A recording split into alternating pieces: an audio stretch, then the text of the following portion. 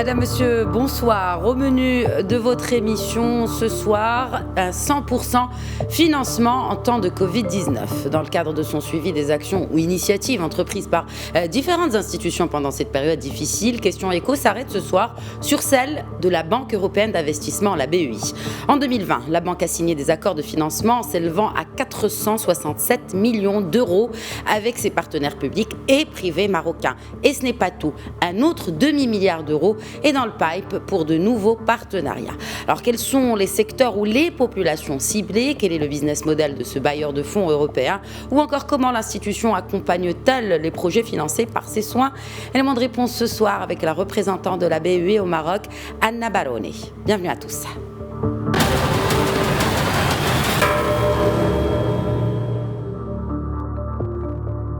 Et avant d'établir le contact avec notre invité, je vous laisse avec ce papier de Ala Benani qui revient sur la toute dernière action en date de la BEI en faveur du microcrédit au Maroc.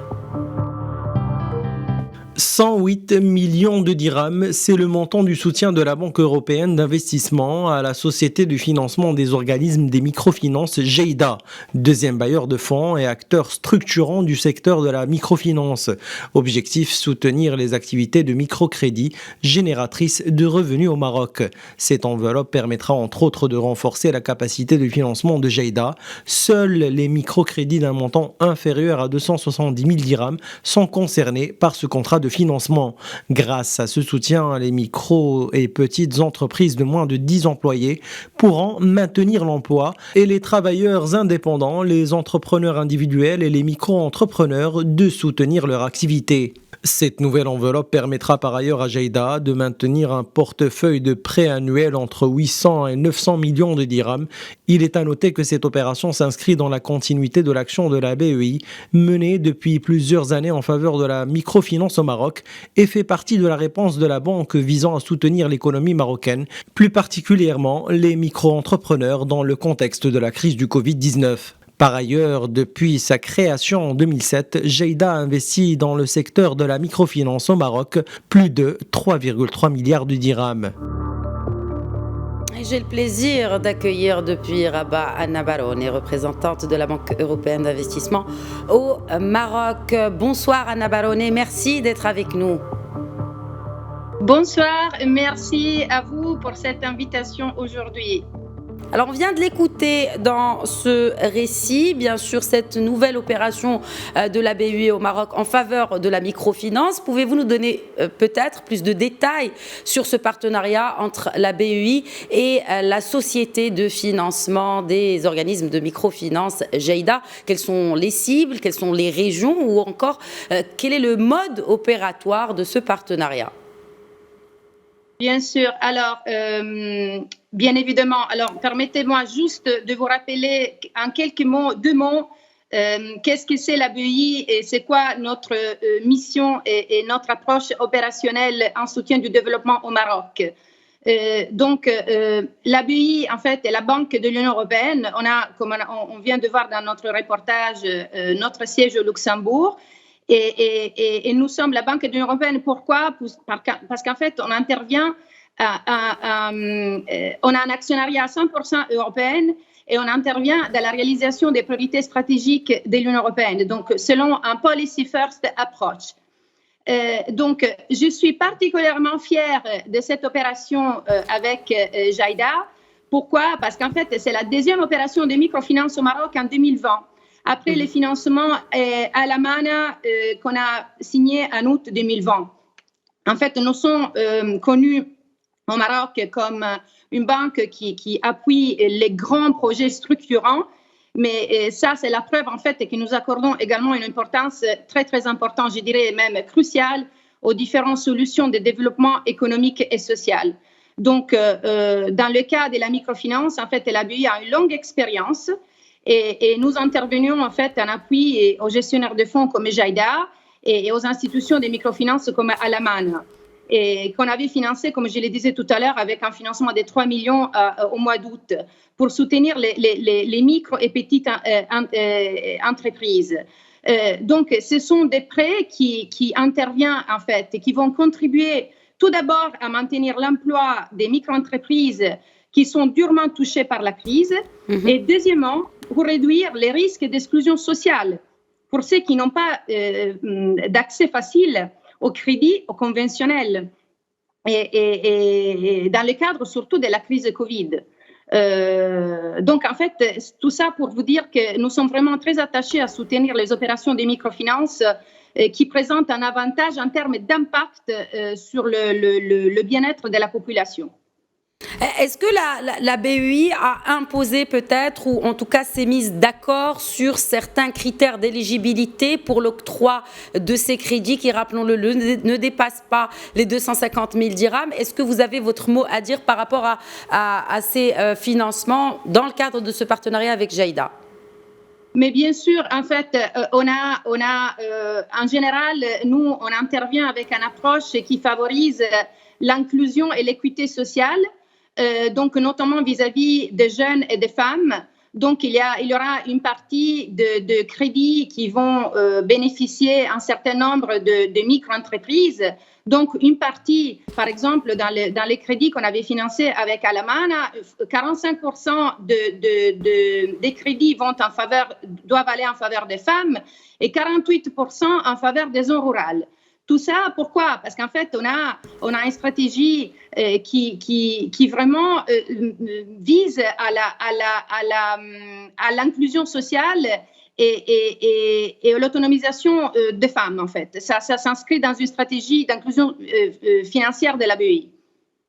Justement, sur cette approche genre que vous évoquez, alors est-ce que, parce qu'aujourd'hui, la majorité, en tout cas c'est une idée peut-être perçue, la majorité des coopératives sont dirigées par des femmes et sont même conçues, n'est-ce pas, par des femmes. Est-ce que on ne peut pas peut-être passer à la vitesse supérieure et aller plus vers l'auto-entrepreneuriat féminin et encourager cela?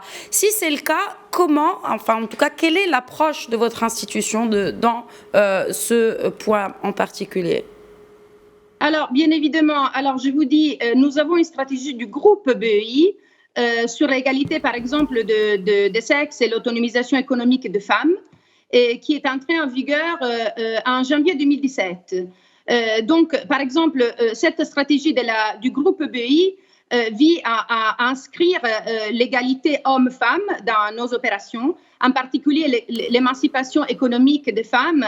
Et ça le met au cœur des activités du groupe BEI dans le monde entier, pas que seulement au Maroc. Et donc, nous, en fait, on peut dire que cette stratégie s'articule autour de 3 domaines d'action thématiques. Donc, il y a la protection, l'impact et l'investissement. Donc, quand je parle de protection, signifie qu'on mène un processus de due diligence environnementale et sociale dans tous les projets qui sont financés par le groupe BEI afin de garantir que les droits des femmes et des filles sont respectés et protégés dans toutes les opérations qui sont financées par les groupes. Après, il y a l'aspect impact qui vise à promouvoir une intégration, soi-disant, stratégique. Donc, on intervient avec des considérations de genre dans nos activités pour garantir en fait un impact positif sur l'égalité des genres dans nos choix d'investissement. Et après, il y a un impact investissement. Donc, on intervient avec des investissements ciblés, comme celui de la microfinance. C'est un exemple concret qui est excellent.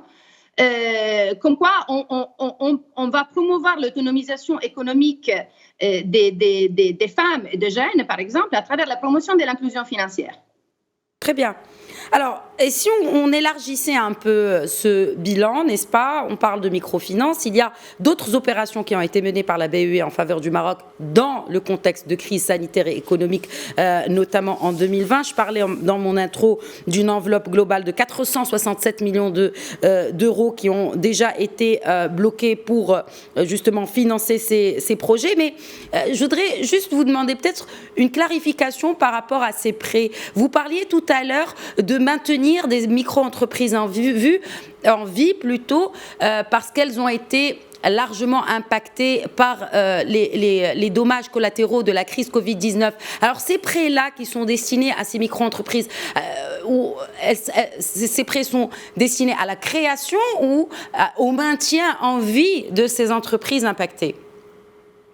En fait, ça peut regarder, ce sont des opérations qui visent à garantir l'accès au financement pour la création de nouvelles entreprises ou pour du nouveau investissement.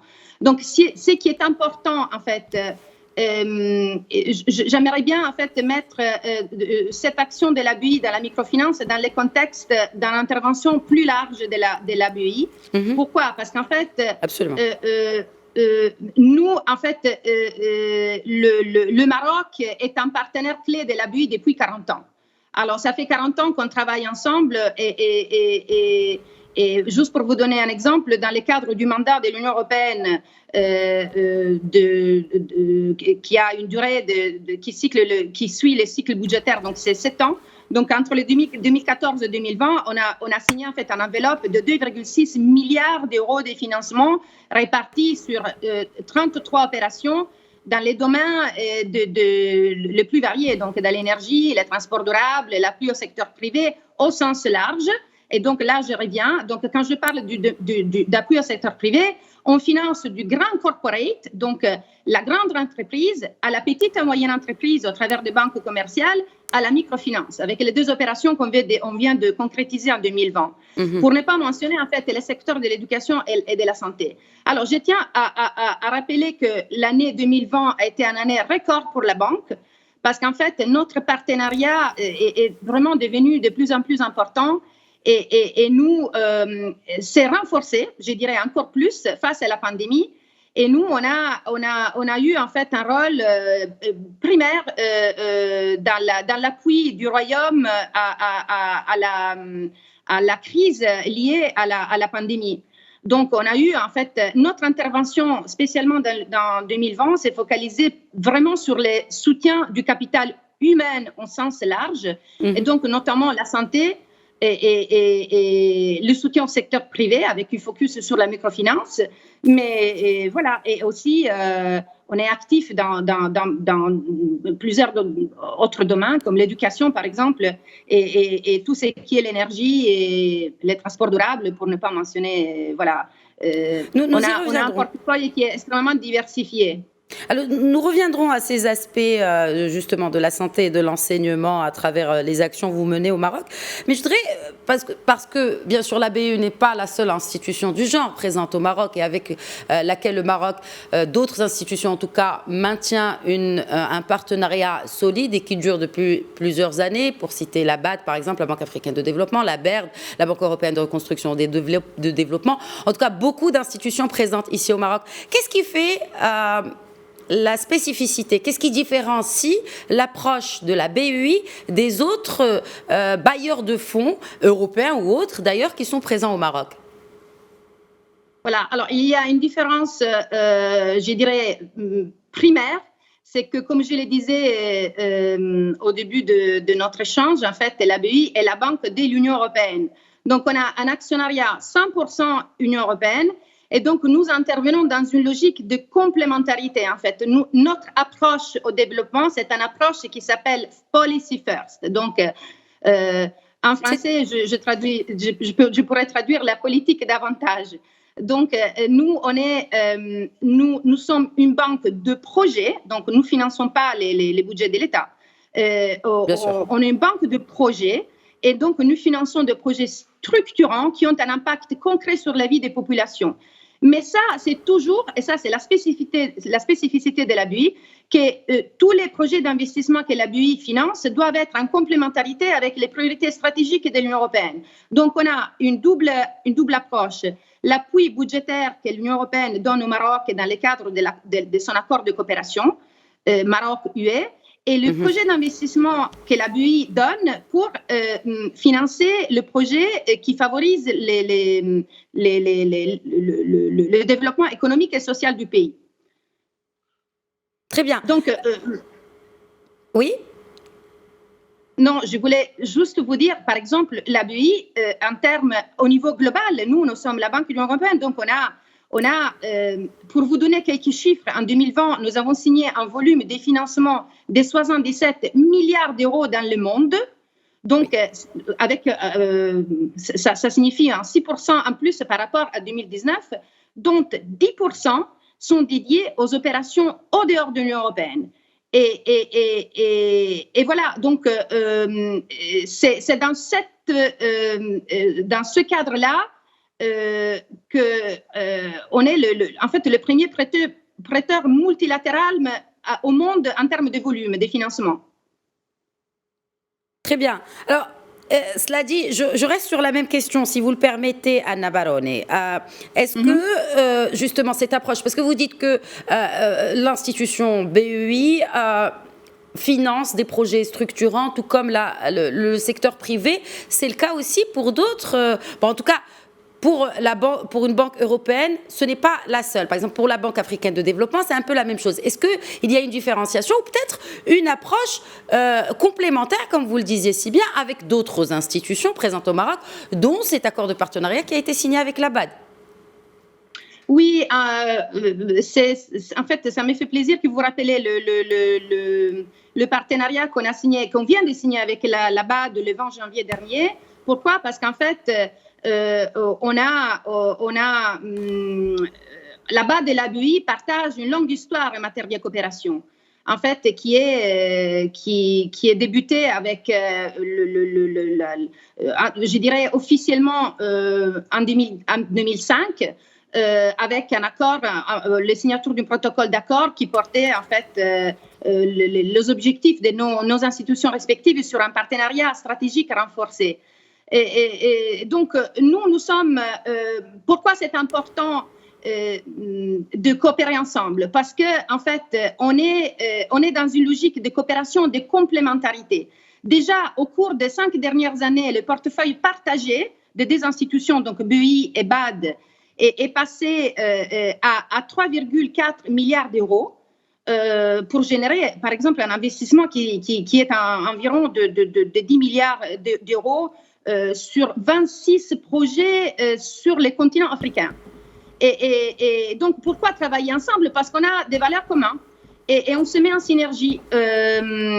On souhaite renforcer notre pipeline de projets partagés pour renforcer notre action en termes de nombre d'opérations, en termes de volume total de notre portefeuille partagé. En termes de taux, Anna Barone, et peut-être en termes de taux aussi de financement. Il n'y a pas de compétition finalement entre des bailleurs de fonds présents au Maroc, mais, enfin en tout cas et en Afrique aussi, mais est-ce qu'il y a une différence de taux appliquée? Oui, j'imagine, bien évidemment, il y aura une différence de taux. Alors, ce que je peux dire à propos de la BEI, c'est que la BEI est une institution multilatérale de développement sans but lucratif. Donc, notre approche de financement, en fait, c'est que nous, on est une institution AAA. On est noté AAA sur les marchés internationaux. Donc, on lève des fonds sur les marchés des capitaux à des taux très avantageux grâce à notre notation. Et on prête à nos contreparties dans les secteurs publics et privés et en transférant en fait notre avantage du côté funding. Donc, on est tout à fait no profit et on souhaite en fait financer des projets qui ont une viabilité économique et financière et qui puissent contribuer au développement du pays. Donc, cela n'empêche pas du tout de travailler. Au contraire, ça nous donne un avantage au moment où on coopère avec d'autres institutions multilatérales.